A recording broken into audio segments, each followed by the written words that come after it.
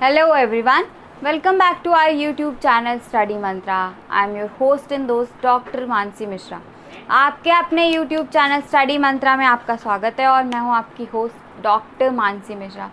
Today we will revise chemistry. We will see all the important one-liners of the chapters, classification of elements and periodic trend in properties of respective elements. आज हम chapter revise करेंगे which is classification of elements.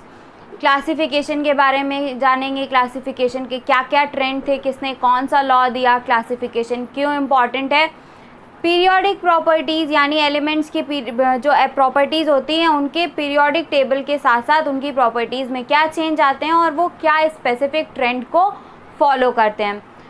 सो आज इस chapter के जितने भी one liners हैं I hope I will cover it और ये वीडियो आपके लिए काफ़ी बेनिफिशियल होगा. If you are a MNS aspirant as well as if you are preparing for NDA, तो दिस इज़ वेरी इंपॉर्टेंट. आपके लिए ये चैप्टर बहुत इंपॉर्टेंट है क्योंकि हर साल इससे एक दो क्वेश्चन आपको आपके एग्ज़ाम में मिल जाते हैं. साथ ही साथ अगर आप किसी भी competitive state wise competitive exam की तैयारी कर रहे हैं फिर भी ये चैप्टर इंपॉर्टेंट है क्योंकि ये एक ऐसा चैप्टर है जो केमिस्ट्री का बेस बनाता है और एक दो क्वेश्चन हमें हर साल किसी न किसी पेपर में देखने को मिल ही जाते हैं. चैप्टर स्टार्ट करने से पहले I want to tell you all कि ये चैप्टर तो बहुत इंपॉर्टेंट है. कई क्वेश्चंस देगा, हमें सिलेक्शन बनाएगा, कट ऑफ भी देगा.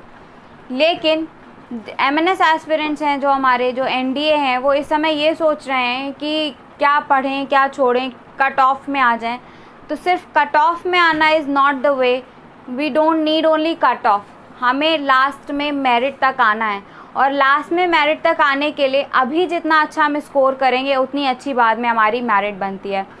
सो we don't need only cut off, we need rank. हमें सिर्फ कट ऑफ नहीं चाहिए, रैंक चाहिए. मेरिट पे काम करना है क्योंकि कट ऑफ तो 4 दिन की बात है. रिटन एग्जामिनेशन क्लियर हुआ, कट ऑफ क्लियर हो गया, फाइन.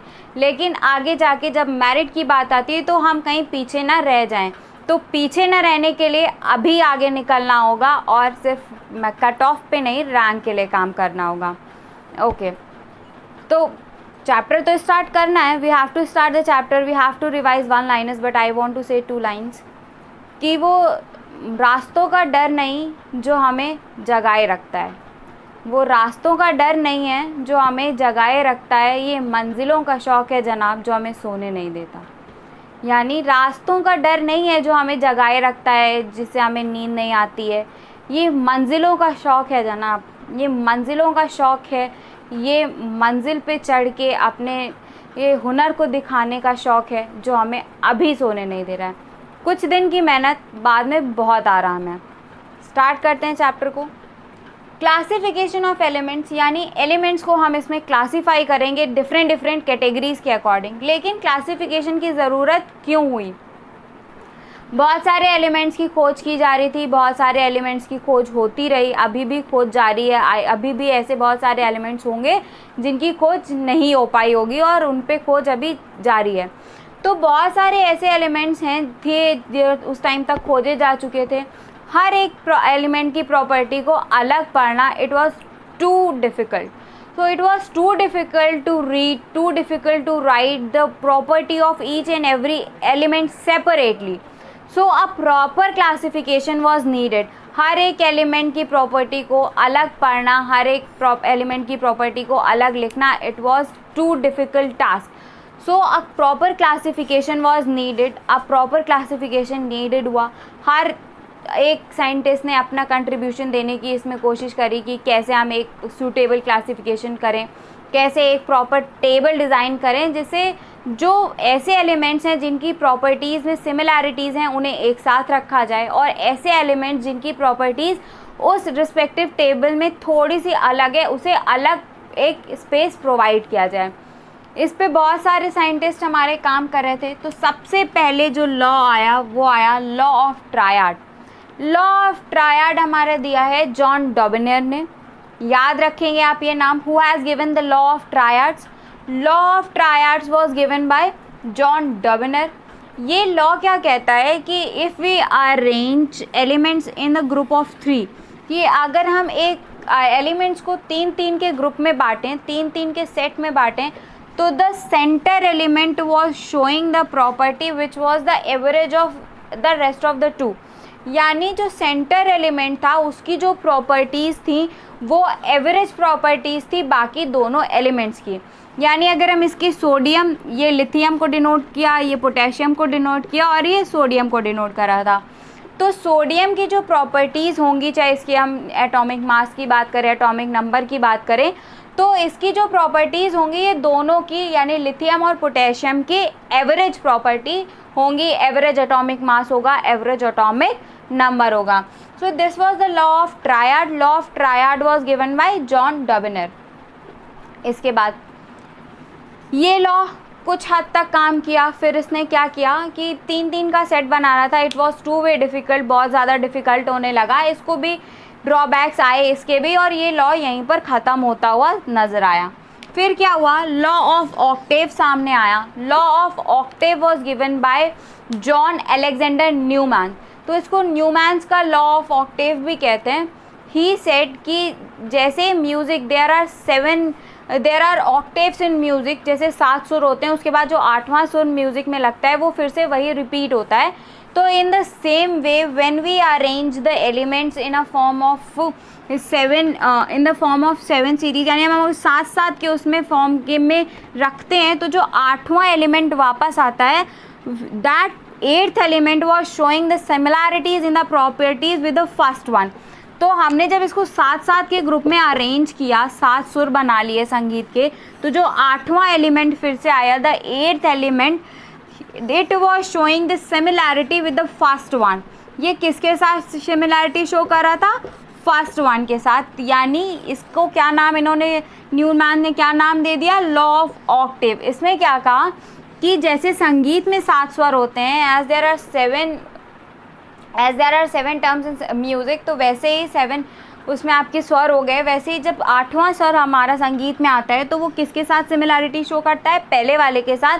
इन द सेम वे जब हम एलिमेंट्स को 7-7 में अरेंज करते हैं, 7-7 के ग्रुप में, तो जो 8th वाला एलिमेंट फिर से हम नई एक एलिमेंट की सीरीज़ की स्टार्ट करते हैं। जो 8th एलिमेंट होता है वो पहले वाले के साथ सिमिलैरिटीज़ प्रॉपर्टीज़ में शो करता है। This was the law of octaves given by Sir John Alexander Newman.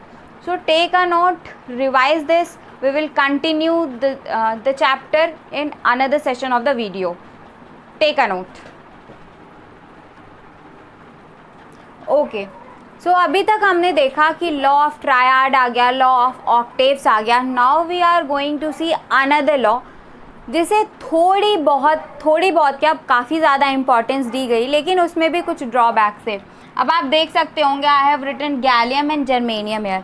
हमने गैलियम और जर्मेनियम लिख दिया है, यानी दिमाग में आ जाना चाहिए आपके मेंडलीफ पीरियोडिक टेबल।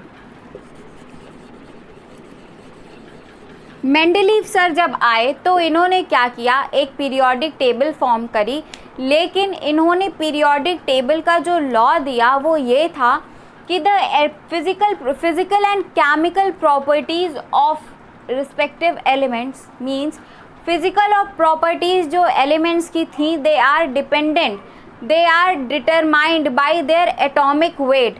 इन्होंने क्या कहा, मेंडलीफ सर ने कहा कि जो हमारे एलिमेंट्स हैं उनकी फिजिकल और केमिकल प्रॉपर्टीज़ उनके एटॉमिक वेट, एटॉमिक मास के थ्रू डिटरमाइन की जा सकती हैं। अब इन्होंने जो पीरियोडिक टेबल बनाई उसमें एटॉमिक मास को इंक्रीजिंग ऑर्डर में रखते हुए फॉर्म करी टेबल, यानी Mendeleev periodic table was based on atomic mass. He has arranged elements in the increasing order of their atomic masses. इन्होंने क्या किया, मेंडलीफ ने एटॉमिक मासेस के इंक्रीजिंग ऑर्डर में एलिमेंट्स को अरेंज किया, एंड ही सेड कि physical and chemical properties of different elements are determined their atomic mass. यानी कि जो एलिमेंट्स होते हैं इनकी फिजिकल और केमिकल प्रॉपर्टी किस पे डिपेंड करती है, इनके एटॉमिक मास पे। उस टाइम काफ़ी सारे ऐसे एलिमेंट्स थे जिनकी डिस्कवरी नहीं हुई थी, यानी इनकी जो पीरियोडिक टेबल थी इसमें भी कुछ गैप्स खाली थे। गैप्स इन्होंने देखा कि एल्युमिनियम के बाद एक गैप खाली है और सिलिकॉन के बाद एक गैप खाली है। तब क्या था, हमारे गैलियम और जर्मेनियम की डिस्कवरी नहीं हो पाई थी। गैलियम और जर्मेनियम की डिस्कवरी ना होने के बाद पीरियोडिक टेबल में इनकी एल्युमिनियम की के बाद जगह खाली थी और सिलिकॉन की बाद जगह खाली थी।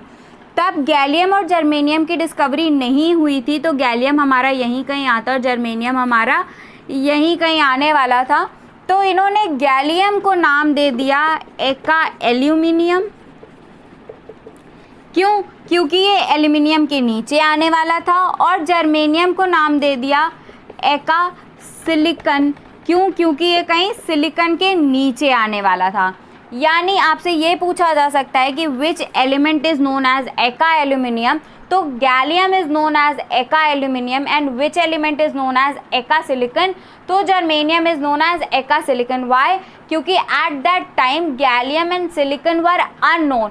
उस टाइम गैलियम और सिलिकॉन अननोन थे, पीरियोडिक टेबल में इनके लिए जगह छोड़ी गई थी। ये बात हो गई हमारी कि सर मेंडलीव ने जो पीरियोडिक टेबल अरेंज की इसकी। इस पीरियोडिक टेबल के भी कुछ ड्रॉबैक्स थे, कई सारे एलिमेंट्स थे जिनकी जगह खाली थी, डिस्कवरी नहीं हो पाई थी। कुछ एलिमेंट्स ने आइसोटोप्स के बारे में ये नहीं बता पाए थे, आइसोटोप्स आइसोबार्स को ये डिफाइन नहीं कर पाए थे, तो इनकी पीरियोडिक टेबल में भी काफ़ी सारे ड्रॉबैक्स थे। इन ड्रॉबैक्स को ध्यान में रखते हुए एक फिर से पीरियोडिक टेबल बनाई गई। अब सर मोज़ले आए। मोज़ले सर ने क्या किया, उन्होंने ये कहा कि the physical and chemical properties of elements are more determined by their atomic number। अब किसकी बात होने लगी? एटॉमिक नंबर की, यानी the number of protons which are present in the nucleus of that particular atom. जैसा कि हमने अपने पहले वीडियो में डिस्कस किया था कि एटॉमिक नंबर क्या होता था। तो सर मोज़ले आए। मोज़ले ने कहा कि जो फिजिकल और केमिकल प्रॉपर्टीज़ हैं एटम की, they are more determined by atomic number. वो एटॉमिक नंबर से ज़्यादा डिटरमाइन की जाती हैं, एटॉमिक नंबर पे ज़्यादा डिपेंड करती हैं। अब इन्होंने मॉडर्न पीरियोडिक टेबल दी। सर मोज़ले ने मॉडर्न पीरियोडिक टेबल दी और एंड मॉडर्न पीरियोडिक टेबल जो थी, modern periodic table was dependent on the atomic number of the elements. Modern periodic table किस पे डिपेंड करती थी? एटॉमिक नंबर पे डिपेंड करती थी। यानी इन्होंने, सर मोज़ले ने जो मॉडर्न पीरियोडिक टेबल बनाई वो किसको ध्यान में रखते हुए बनाई? एटॉमिक नंबर को ध्यान में रखते हुए बनाई। ही has arranged elements in increasing order of their atomic numbers. उन्होंने क्या किया? एटॉमिक नंबर्स के इंक्रीजिंग ऑर्डर में एलिमेंट्स को अरेंज किया, एक टेबल फॉर्म करी जिसे हम मॉडर्न पीरियोडिक टेबल कहते हैं। Take a screenshot, make a proper note. जो बच्चे हमारे आलसी हैं वो क्या करें, अपनी एनसीईआरटी साथ में लेके बैठें। They can tally with us, वो टैली कर सकते हैं कि एम आई टीचिंग राइट और रॉन्ग, और उनके लिए थोड़ा एक आसानी हो जाएगी चैप्टर को याद रखना। और जो हमारे मेहनती बच्चे हैं they will make their own notes. Take a screenshot. बात कर ली हमने लॉ ऑफ ट्रायड की, लॉ ऑफ ऑक्टेव की, मेंडलीव पीरियोडिक टेबल के लॉ की, मॉडर्न पीरियोडिक टेबल। अब जो इस समय यूज़ की जाने वाली सबसे ज़्यादा पीरियोडिक टेबल है that is long form of periodic table. ये क्या है? हमारी long form of periodic table है।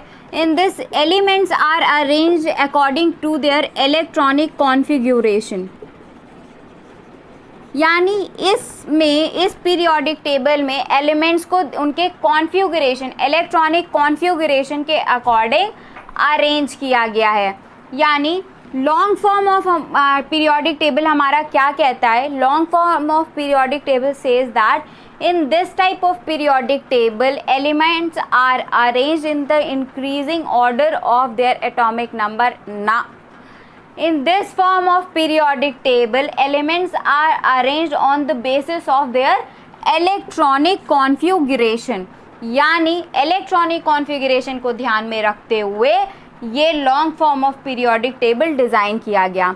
अब long form of periodic table जो इस समय सबसे ज़्यादा यूज़ होने वाली पीरियोडिक टेबल है, इसकी कुछ खास बातें थी। क्या था कि यहाँ पे कुछ हमारे रोज़ और कॉलम्स थे। रोज़ और कॉलम्स की बात करी गई। जो रोज़ थी हमारी ये पीरियड्स को रिप्रेजेंट करती थी और जो कॉलम्स थे ये ग्रुप्स को रिप्रेजेंट कर रहे थे, यानी कुछ ऐसे वर्टिकल रोज, हॉरिजॉन्टल कॉलम्स, कुछ ऐसे बात करी गई रोज और कॉलम्स की। तो जो हमारी रोज थी दे वर रिप्रेजेंटिंग, ये हमारी रोज जो हॉरिजॉन्टल रोज थी दे वर रिप्रेजेंटिंग पीरियड्स, और जो हमारे ये वर्टिकल कॉलम्स थे दे वर रिप्रेजेंटिंग ग्रुप्स। यानी पीरियोडिक फॉर्म ऑफ टेबल को रोज और कॉलम्स के फॉर्म में डिवाइड किया गया, इलेक्ट्रॉनिक कॉन्फ़िगरेशन के बेसिस पे एलिमेंट्स को अरेंज किया गया। रोज किसको रिप्रेजेंट कर रही थी? पीरियड्स को रिप्रेजेंट कर रही थी। कॉलम्स किसको रिप्रेजेंट कर रहे थे? ग्रुप्स को रिप्रेजेंट कर रहे थे। हमारी पीरियोडिक टेबल में 7 पीरियड्स हैं। हमारे long form of periodic table में देयर आर 7 पीरियड्स हैं। 18 ग्रुप्स हैं, ग्रुप 18 हैं हमारे। 18 ग्रुप 7 पीरियड्स में डिवाइड किए गए हैं। इसके बाद ये बातें हो गई कि कितने पीरियड्स हैं, कितने ग्रुप हैं, पीरियड्स क्या थे, ग्रुप क्या थे। जो पीरियड्स होते हैं हमारे, जब कभी भी इलेक्ट्रॉन को हम कहते हैं कि ये पीरियड है, ये पीरियड है, ये पीरियड है, तो पीरियड जो डिसाइड करते हैं the period is the maximum quantum number, यानी जो इनका प्रिंसिपल क्वांटम नंबर होता है, the maximum principal quantum number determines the period of that particular element. यानी जो उसका मैक्सिमम प्रिंसिपल क्वांटम नंबर होगा, यानी आउटर मोस्ट शेल का जो नंबर होगा, वही उसका पीरियड डिटरमाइन करता है, वही उसका क्या होता है? पीरियड। यानी कि अगर लास्ट इलेक्ट्रॉन आपका 3rd शेल में आया है तो उसका पीरियड क्या होगा? 3rd period. अगर 4th शेल में आया है तो पीरियड क्या होगा? 4th।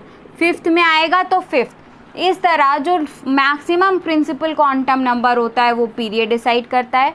इसके बाद long form of periodic table को ही SPDF 4 ग्रुप्स में डिवाइड किया गया।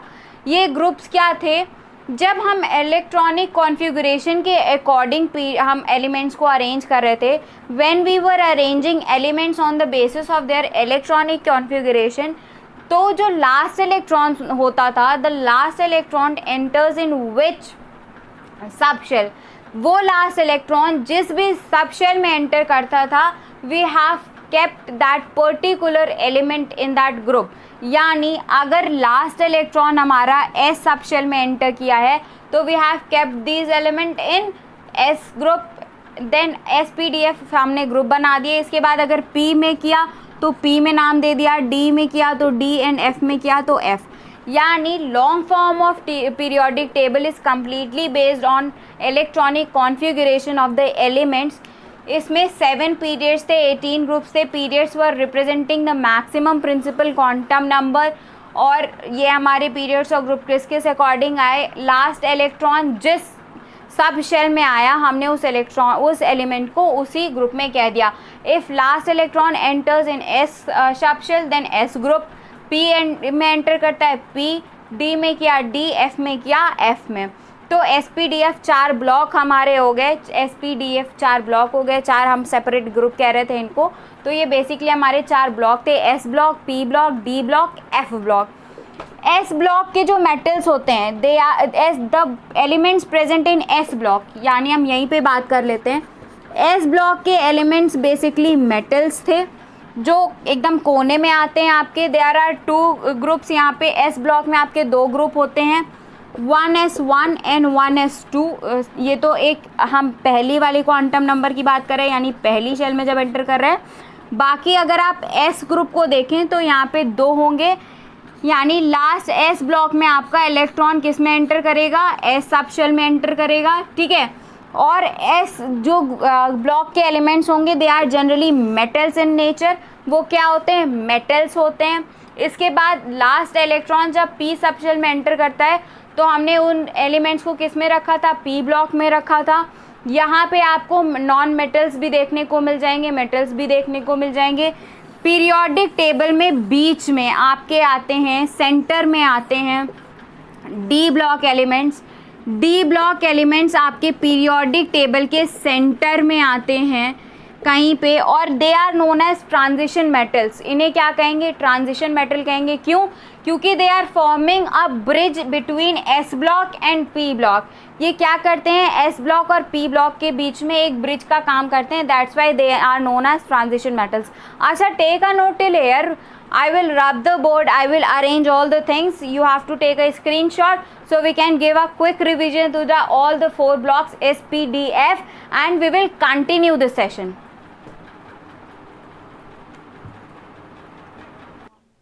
Okay, so we were discussing long form of periodic table. फिर से I am going to give you a very quick revision. हमने क्या किया था? एलिमेंट्स को 4 ब्लॉक में बांट दिया था, S, P, D, F. Long form of periodic table was depending upon the electron configuration of the elements. Long form of periodic table किस पे डिपेंड कर रही थी? एलिमेंट्स के इलेक्ट्रॉनिक कॉन्फ़िगरेशन पे डिपेंड कर रही थी। अगर इलेक्ट्रॉनिक कॉन्फ़िगरेशन में हमारा last electron was entering in S sub shell, तो हमने उसको कहाँ पे रखा हुआ था? एस ब्लॉक में। If that particular last electron is entering in P sub shell, तो हमने उसको कहाँ रख दिया? पी ब्लॉक में। Then if it was entering in D sub shell, तो हमने इसको कहाँ रख दिया? डी में। और एफ में एंटर करता था तो हमने इसको एफ ब्लॉक में रख दिया था। तो कुछ इस तरह दिखती है आपकी periodic table, S block, P block, D block, F block. Let me write down the names. This is S block, P block is somewhere here, ये हुआ आपका डी ब्लॉक, और सबसे नीचे आप आ जाएं तो this is F block. Okay, S, P, D, F 4 block हो गए आपके पीरियोडिक टेबल में। एस ब्लॉक की बात करें तो यहाँ पे आपको 1s1 दिख जाएगा, यानी last electron is entering in the S sub shell, that's why these elements are here in S block. इस वजह से ये एलिमेंट्स यहाँ पे हैं एस ब्लॉक में। 1s1 1s2 आपको ये 2 ग्रुप दिख जाते हैं, ठीक है।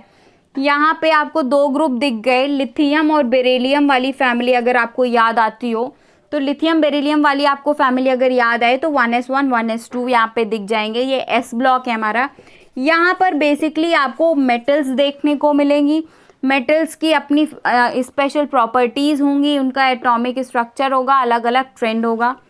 इसके बाद पी ब्लॉक की बात करें तो if electron was entering, last electron was entering in the P subshell, that's why we have kept these elements in P block.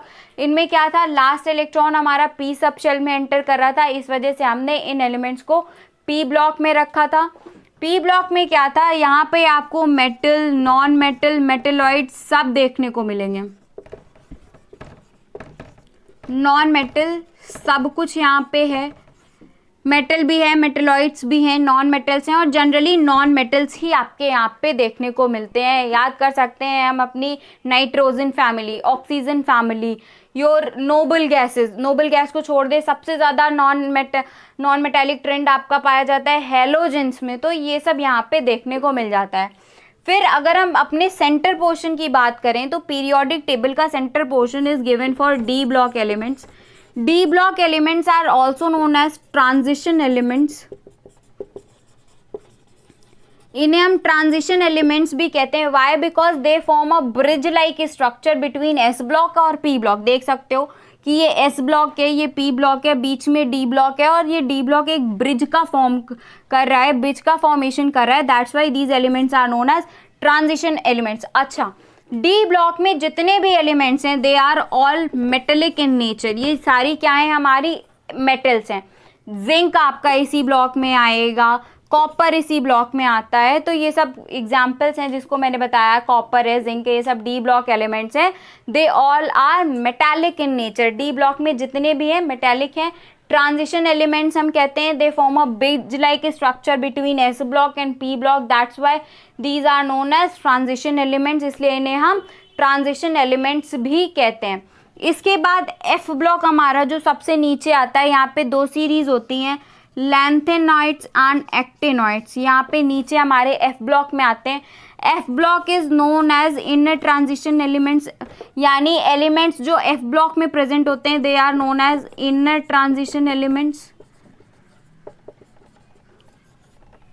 ये इनर ट्रांजिशन एलिमेंट्स होते हैं नीचे रखे गए हैं, सबसे नीचे इनको पीरियोडिक टेबल में, यानी कभी कभी वन लाइनर में ऐसा क्वेश्चन आपसे पूछा जा सकता है कि विच elements which series is arrange at the bottom of the periodic table, यानी कौन सी सीरीज पीरियोडिक टेबल के नीचे अरेंज की गई है। तो that is lanthanoid series and actinoid series. वो कौन सी सीरीज है? हमारी लेंथेनॉइड सीरीज है और एक्टेनॉइड सीरीज है। They are F block elements and F block elements are also known as inner transition metal. अब हमने यहाँ पे एस ब्लॉक एलिमेंट्स की बात करी थी, तो एस ब्लॉक एलिमेंट्स में हमारे 1s1 ग्रुप की हम बात कर लें, 1s2 ग्रुप की बात कर लें, तो जो हमारा 1s1 वाला ग्रुप है that is known as alkali metals. ये एल्कली मेटल्स कहलाते हैं। लिथियम वाला है, लिथियम सोडियम वाला जो था वो ग्रुप हमारा एल्कली मेटल्स कहलाता है। और अगर हम 1s2 की बात कर लें तो they are alkaline earth metals. Why alkali metals and why alkaline earth metals? 1s1 वाला ग्रुप ये काफ़ी मेटेलिक होते हैं और इनके जो हाइड्रोक्साइड्स होते हैं they are highly basic in nature. वो क्या होते हैं? बहुत ज़्यादा बेसिक इन नेचर होते हैं। इनके हाइड्रोक्साइड्स बहुत ज़्यादा बेसिक कैरेक्टर शो करते हैं, that's why they are known as alkali metals. और 1s2 वाला जो ग्रुप था they are known as alkaline earth metals. Why alkaline earth metals? क्यों? क्योंकि यहाँ पे ये जो S वाला ग्रुप था ये 1s1 1s2 यानी S वाला जो ग्रुप है S1 वाला S2 वाला, S2 is known as alkaline earth metals. Why alkaline earth metals? ये इनको एल्कलाइन अर्थ मेटल्स हम क्यों कहते हैं? यानी ये हमारा ये वाला जो ग्रुप है they are known as alkaline earth metals. Why? क्योंकि इनके भी जो हाइड्रोक्साइड होंगे वो भी they are also basic in nature as well as they are found in earth crust. ये भी अर्थ क्रस्ट में फाउंड होते हैं, अर्थ क्रस्ट में मिलते हैं और they are also alkaline in nature, that's why these elements are also known as alkaline earth metal.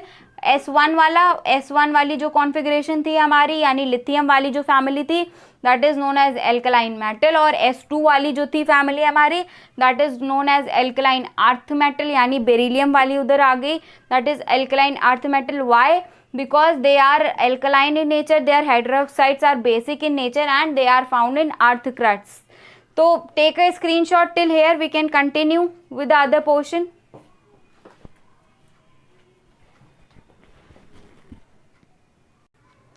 Okay kids, हमने जितने भी इम्पॉर्टेंट आपके एग्ज़ाम के पॉइंट ऑफ व्यू के वन लाइनर्स थे, इम्पॉर्टेंट ट्रेंड्स थे, क्लासिफिकेशन का ट्रेंड था, वो अभी तक हमने अपने इस वीडियो में डिस्कस कर लिया है। अब इनके पीरियोडिक प्रॉपर्टीज़ की बात करेंगे, यानी एलिमेंट्स की पीरियोडिक प्रॉपर्टीज़ की बात कर लेते हैं ताकि आपके लिए एक आपको ओवरव्यू मिल जाए और आपके एग्ज़ाम में जो भी वन लाइनर्स पूछे जाते हैं एनडीए वगैरह में या फिर एमएनएस में तो वो आपसे मिस ना हो। एटॉमिक नंबर क्या होता है? जैसे अभी तक हमने बात करी थी कि दीज वर कॉलम्स, ये आपके कॉलम्स होते थे, एंड दीज वर रोज। तो रोज आपकी किसको डिनोट कर रही थी? रोज आपकी पीरियड को डिनोट कर रही थी, रिप्रेजेंट कर रही थी, और कॉलम्स आपके ग्रुप्स को रिप्रेजेंट कर रहे थे। ठीक है, तो पीरियड और कॉलम आपके थे। हम आपकी बात कर लेते हैं कि एटॉमिक नंबर क्या है। देखो बच्चों, एटॉमिक नंबर यानी जब कभी भी आप long form of periodic table में बात करते हो तो एटॉमिक नंबर क्या होता है? Number of protons present in nucleus. यानी किसी भी एलिमेंट का एटॉमिक नंबर क्या होगा? उसके न्यूक्लियस में जितने नंबर ऑफ प्रोटॉन्स प्रेजेंट होंगे वही उसका एटॉमिक नंबर कहलाता था। ठीक है, तो ये बात हो गई हमारे एटॉमिक नंबर की कि उसमें क्या होता था कि जितने प्रोटॉन्स हमारे प्रेजेंट होते थे they were known as atomic number. इसके बाद क्या हम बात कर लेते हैं, आप एक ओवरव्यू ले लो इस तरह का। पीरियड ये थे एटॉमिक नंबर ग्रुप्स का। इसके बाद क्या था, हमने ये बात कर ली, एटॉमिक नंबर की बात कर ली। अच्छा, सबसे पहली चीज़ आती है कि एटॉमिक साइज़ पे क्या फ़र्क पड़ता है। ठीक है, तो हम जैसे एक ग्रुप में ऊपर से नीचे जाते हैं एटॉमिक साइज़ बढ़ती है, इंक्रीजेस इन ग्रुप। यानी एक ग्रुप में ऊपर से नीचे जाने पे एटॉमिक साइज बढ़ती है, लेकिन यही चीज़ घटने लगती है इन पीरियड। यानी जब हम लेफ़्ट टू राइट जाते हैं तो आपकी एटॉमिक साइज़ घटती है और अप एंड डाउन जाने से एटॉमिक साइज़ बढ़ती है। आई कैन जस्टिफाई, हम इसको जस्टिफाई कर सकते हैं। क्यों? क्योंकि जब आप एक ही ग्रुप में बात करते हो, एक ही कॉलम के में आते हो, तब आप क्या बात करते हो कि नंबर ऑफ़ शेल्स ऐड होते चले जाते हैं। भाई यहाँ पे पहली शेल थी, यहाँ दूसरी, यहाँ तीसरी, यहाँ चौथी, यहाँ पाँचवीं, यहाँ छठी और यहाँ पे सातवीं सेल। नंबर ऑफ़ सेल्स बढ़ रहे हैं, यानी न्यूक्लियस तो एक ही था, बाहर की शेल्स बढ़ती जा रही हैं। तो यू कैन सी कि एटॉमिक साइज़ बढ़ता जा रहा है। लेकिन जब आप लेफ़्ट टू राइट पीरियड में जाते हो तो क्या होता है, न्यूक्लियस तो एक ही रहता है और शेल भी एक ही रहती है, लेकिन उसी पर्टिकुलर शेल में बाहर के नंबर ऑफ़ इलेक्ट्रॉन्स बढ़ते जाते हैं। तो जितने ज़्यादा इलेक्ट्रॉन्स बढ़ते जाते हैं न्यूक्लियस में, उससे ज़्यादा चार्ज भी वहाँ पे होता जाता है और न्यूक्लियस के थ्रू, उस न्यूक्लियस के पास उसका अट्रैक्शन उतना ही बढ़ता जाता है। पॉजिटिव नेगेटिव चार्जेस के बीच का फोर्स, न्यूक्लियर फोर्स उतना ही ज़्यादा डिटरमाइन करने लगता है और सेल जो हमारी एलिमेंट की साइज़ है, जो एटम की साइज़ है, वो क्या है, घटती है। यानी एटॉमिक साइज़ पे क्या फ़र्क पड़ता है, एटॉमिक साइज़ बढ़ता है ग्रुप में यानी अप टू डाउन, और एटॉमिक साइज़ घटता है इन पीरियड यानी लेफ़्ट टू राइट। सबसे ज़्यादा पूछा जाने वाला क्वेश्चन था एटॉमिक साइज़ का। फिर हम बात कर लेते हैं मेटालिक कैरेक्टर की। मेटालिक कैरेक्टर क्या होता है? Metallic character is the tendency of any element to remove one electron from its outer most shell and gain positive charge. यानी जब कोई एलिमेंट जितनी आसानी से अपने आउटर मोस्ट शेल से इलेक्ट्रॉन रिमूव कर देता है और अपने में पॉजिटिव चार्ज ले आता है, फॉर्मेशन करता है कैटायन का, उस पे मेटालिक कैरेक्टर उस एलिमेंट का उतना ज़्यादा होता है। अब हम इसके भी ट्रेंड की बात कर लेते हैं। एक ग्रुप में ऊपर से नीचे जाने पर मेटालिक कैरेक्टर इंक्रीज करता है, increases in group, but metallic character decreases in period. यानी एक ग्रुप में ऊपर से नीचे जाने पे मेटालिक कैरेक्टर बढ़ता है, लेकिन पीरियड में लेफ़्ट टू राइट जाने पर मेटालिक कैरेक्टर घटता है। We can justify why. देखो बच्चों, आप ऊपर से नीचे जा रहे हो यानी अगेन नंबर ऑफ़ शेल बढ़ रही है, तो नंबर ऑफ़ शेल बढ़ने से जो न्यूक्लियस के पास से अट्रैक्शन फोर्स था वो दूरी बढ़ने की वजह से घटता जा रहा है। तो जो आउटर मोस्ट शेल में इलेक्ट्रॉन थे वो कम टाइटली बाउंड है हमारे न्यूक्लियस से और बहुत आसानी से बाहर निकल जाते हैं। जितनी आसानी से बाहर निकल जाते हैं मेटालिक कैरेक्टर उतना ही हमारा बढ़ जाता है। लेकिन जब हम पीरियड की बात करें तो लेफ़्ट टू राइट की बात करते हैं। पीरियड में जाने पर क्या होता है, शेल तो हमारी एक पर्टिकुलर फिक्स रहती है, लेकिन उसी शेल में नंबर ऑफ़ इलेक्ट्रॉन्स बढ़ते जाते हैं। तो जब नंबर ऑफ़ इलेक्ट्रॉन्स बढ़ते जाते हैं तो क्या होता है कि सेंटर से उसका अट्रैक्शन न्यूक्लियर फोर्स का बढ़ता जाता है और इलेक्ट्रॉन्स को बाहर निकालना इस टू वे डिफ़िकल्ट स्टेबिलिटी के लिए, इस वजह से मेटालिक कैरेक्टर घटता जाता है इन अ पीरियड। आप इसको जस्टिफाई भी कर सकते हो कि हमारे एस ब्लॉक एलिमेंट्स यहाँ थे, इस तरफ थे, पी ब्लॉक एलिमेंट्स हमारे इस तरफ थे, यानी एस ब्लॉक एलिमेंट्स में मैंने कहा था सारी मेटल्स होंगी, तो एस ब्लॉक एलिमेंट्स में मेटल इसी वजह से थे और पी ब्लॉक एलिमेंट्स में नॉन मेटल और मेटलॉइड इसी वजह से थे क्योंकि हम पीरियड में लेफ़्ट टू राइट बढ़ रहे थे और लेफ़्ट टू राइट बढ़ने से एक ही शेल में नंबर ऑफ़ इलेक्ट्रॉन्स बढ़ रहे थे, न्यूक्लियर फोर्स ज़्यादा हो जा रहा था और इलेक्ट्रॉन्स को आउटर मोस्ट शेल से बाहर निकलना उनका मुश्किल होता जा रहा था। इस वजह से मेटालिक कैरेक्टर घटता है। मेटालिक कैरेक्टर होता क्या है, कोई भी एलिमेंट जितनी आसानी से आउटर मोस्ट शेल से इलेक्ट्रॉन निकाल कर कैटायन फॉर्म करता है उसका मेटालिक कैरेक्टर उतना ही ज़्यादा होता है। यानी tendency of any element to form cation is known as its metallic character. यानी किसी भी एलिमेंट की टेंडेंसी कैटायन बनाने की ही क्या कहलाती है, उसका मेटालिक कैरेक्टर होता है। तो जितनी आसानी से कैटायन फॉर्म हो जाएगा मेटालिक कैरेक्टर उतना ज़्यादा हो जाएगा। अच्छा बच्चों, अगर आपको ये कोई भी इलेक्ट्रॉनिक पीरियोडिक प्रॉपर्टी में आपको पीरियोडिक ट्रेंड डिसाइड करना हो ना, ऑलवेज रिमेंबर वन थिंग, आप फटाफट देखो कि ऊपर से नीचे जाने पर उसके नंबर ऑफ शेल्स बढ़ रहे हैं, तो नंबर ऑफ शेल्स बढ़ने पर क्या होगा, आपकी जो वो न्यूक्लियर फोर्स है वो आउटर मोस्ट शेल पे कम होता जाएगा। यानी ऐसी प्रॉपर्टीज़ जो आपकी न्यूक्लियर फोर्स से डिटरमाइन होंगी वो क्या होंगी, घटती चली जाएंगी। तो आप ये चीज़ ध्यान में रखो, ये कॉन्सेप्ट। दूसरी चीज़, अगर आप पीरियड में लेफ़्ट टू राइट जाओगे तो क्या होगा, नंबर ऑफ शेल यानी आउटर मोस्ट शेल तो फिक्स हो गई, अब क्या हुआ, आप उसी में नंबर ऑफ इलेक्ट्रॉन्स ऐड कर रहे हो, तो न्यूक्लियर फोर्स बढ़ रहा है। तो ऐसे में वो प्रॉपर्टीज़ जो न्यूक्लियर फोर्स के बढ़ने पर बढ़ती होंगी वो बढ़ेंगी, बाकी चीज़ें घटेंगी। तो आपको एक ये कॉमन ट्रेंड ध्यान में रखना है। क्वेश्चन कुछ भी हो, लाइक मेटालिक करेक्टर को हमने जस्टिफाई कर दिया, एटॉमिक साइज को जस्टिफाई कर दिया, आप इसको ध्यान में रखते हुए एक वो कर सकते हो। अच्छा, दूसरी चीज़, एक यहाँ पे तीसरी प्रॉपर्टी आते हैं, टेंडेंसी टू फॉर्म कैटायन या फिर टेंडेंसी टू फॉर्म एनायन। ठीक है, अब यहाँ पे जो एस ब्लॉक मेटल थी, यहाँ पे हम फिर से वही बात कर रहे थे कि लेफ़्ट टू राइट जाने पे मेटालिक कैरेक्टर घट रहा था भाई, इसीलिए तो एस ब्लॉक वाली मेटल्स थी और पी ब्लॉक वाले में नॉन मेटल आ गए थे। अब एस ब्लॉक वाले अगर मेटल थे तो इनमें कैटायन बनाने की टेंडेंसी उतनी ही ज़्यादा हो गई, यानी इधर मेटल्स आ गई, और पी ब्लॉक में मेटालिक कैरेक्टर कम हो गया। क्यों? क्योंकि भाई हम पीरियड में लेफ़्ट टू राइट बढ़ गए, इसलिए यहाँ पे नॉन मेटल्स आ गए। नॉन मेटल्स क्या करती थी, उनके आउटर मोस्ट शेल में ज़्यादा इलेक्ट्रॉन होते थे, इसलिए वो इलेक्ट्रॉन निकाल के कैटायन बनाने की जगह एनायन का फॉर्मेशन कर लेते थे, यानी इलेक्ट्रॉन्स लेके स्टेबल होने की कोशिश करते थे। ओके, देखो बच्चों, सारा खेल स्टेबिलिटी का है।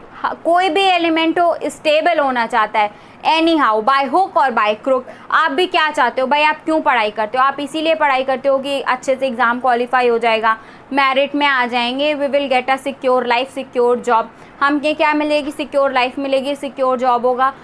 अल्टीमेटली यू विल स्टेबलाइज, आप क्या होगे, स्टेबल हो जाओगे। ठीक है, तो यही काम एलिमेंट्स का होता है। हर एक एलिमेंट में एनर्जी होती है, और वो एनर्जी, वो एलिमेंट क्या डिसाइड करता है, क्या करता है कि वो अपने एलिमेंट के एटम से एनर्जी को रिलीज़ करके ये स्टेबल हो जाए। और स्टेबल होने के लिए चाहे उसको कुछ इलेक्ट्रॉन लेना पड़े, चाहे कुछ इलेक्ट्रॉन देना पड़े। यानी खेल किसका है, स्टेबिलिटी का है। स्टेबिलिटी का से मतलब है हमारा आउटर मोस्ट शेल के कॉन्फ़िगरेशन को कंप्लीट करना। नोबल गैस हमारी इसीलिए नोबल हैं, इनर्ट हैं। क्यों? क्योंकि इनके आउटर मोस्ट शेल में 8 इलेक्ट्रॉन पाए जाते हैं। अच्छा बच्चों, यहीं पे बात कर लेते हैं कि जब आउटर मोस्ट शेल में 8 इलेक्ट्रॉन हो जाते हैं तो हम इसको क्या कहते हैं, नोबल गैस कॉन्फ़िगरेशन कहते हैं। यानी अब वो आपका एलिमेंट स्टेबल हो गया, नोबल गैस कॉन्फ़िगरेशन पा लिया उसने। जैसे हीलियम एक हमारी ऐसी नोबल गैस है जिसमें सिर्फ एक ही शेल होती है। ठीक है, एक ही शेल होने की वजह से उसका जो स्टेबल कॉन्फ़िगरेशन है दैट इज़ 1s2। हीलियम में 1s2 ही आपका स्टेबल कॉन्फ़िगरेशन हो जाता है। ठीक है, बाकी इसको छोड़ के नंबर ऑफ़ शेल्स बढ़ते हैं। तो अगर आउटर मोस्ट शेल में 8 इलेक्ट्रॉन हो गया ना, यानी आपका नोबल गैस कॉन्फ़िगरेशन आ गया, आपने स्टेबिलिटी पा ली। तो एटम्स का सारा खेल किसका है, स्टेबिलिटी पाने का है। स्टेबिलिटी पाने की वो कोशिश करते हैं बाय हुक बाय क्रुक। तो इधर कैटायन के में क्या टेंडेंसी थी, इधर एटम्स में, एस ब्लॉक के एटम्स में क्या टेंडेंसी थी, उनके आउटर मोस्ट शेल में सिर्फ 1 या 2 इलेक्ट्रॉन थे एस ब्लॉक एलिमेंट्स में। That's why we were saying 1s1 1s2, यानी एस में कितने इलेक्ट्रॉन थे, 2। तो उनमें क्या टेंडेंसी थी, 1 इलेक्ट्रॉन है, 2 इलेक्ट्रॉन है, निकाल दिया फटफट फटफट बाहर, आउटर मोस्ट शेल कंप्लीट हो गई, स्टेबिलिटी आ गई। ठीक है, इधर नॉन मेटल्स में क्या है, 6 इलेक्ट्रॉन है, 7 इलेक्ट्रॉन है। अब 6 इलेक्ट्रॉन्स को निकालने से अच्छा है किसी से 2 इलेक्ट्रॉन्स ले लें और स्टेबिलिटी ले आएँ 8 इलेक्ट्रॉन पूरा करके। That's why they are non metal. ठीक है, सारा का सारा खेल स्टेबिलिटी का है। आई होप आपको अभी तक ये वीडियो लेक्चर हमारा बहुत अच्छे से समझ में आया होगा। अगर आपको कोई कन्फ्यूजन है तो आप प्लीज़ कमेंट सेक्शन में हमसे शेयर करें। ओके, आज का ये वीडियो लेक्चर में क्लास तो यहीं तक थी हमारी, लेकिन मैं आपको बता दूं कि नेक्स्ट जब हमारा केमिस्ट्री का वीडियो लेक्चर होगा, we will discuss that how we can write electronic configuration of any element. हम डिस्कस करेंगे अपने नेक्स्ट केमिस्ट्री के वीडियो लेक्चर में कि हम कैसे किसी भी एलिमेंट का इलेक्ट्रॉनिक कॉन्फ़िगरेशन आसानी से लिख सकते हैं। हम डिस्कस करेंगे अहबाउ प्रिंसिपल को, हम डिस्कस करेंगे पाउली एक्सक्लूसिव प्रिंसिपल को, हाइजेनबर्ग पाउली का exclusion principle we will discuss.